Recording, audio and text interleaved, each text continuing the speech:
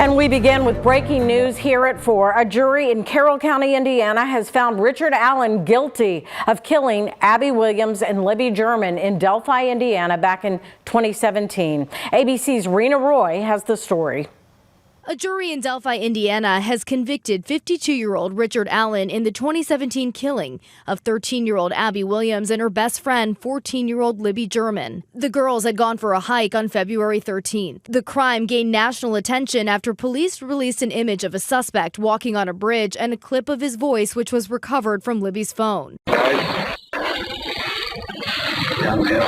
Their bodies were left in the woods and discovered the next day, Valentine's Day 2017. Allen admitted to being on the trail the day of the murders, but denied involvement. The murders left residents of the small town about 75 miles north of Indianapolis reeling. Prosecutors say they linked an unspent bullet recovered at the scene to Allen, and an investigator testified that bullet was found between the two girls. Allen's defense questioned the handling of evidence and argued the bullet should have been better photographed by investigators, and argued there was no DNA evidence linking Allen or anyone else to the crime. Prosecutors playing audio recordings during the trial of Allen calling his wife and mother from jail, admitting to committing the crime, asking his wife, "Do you still love me?"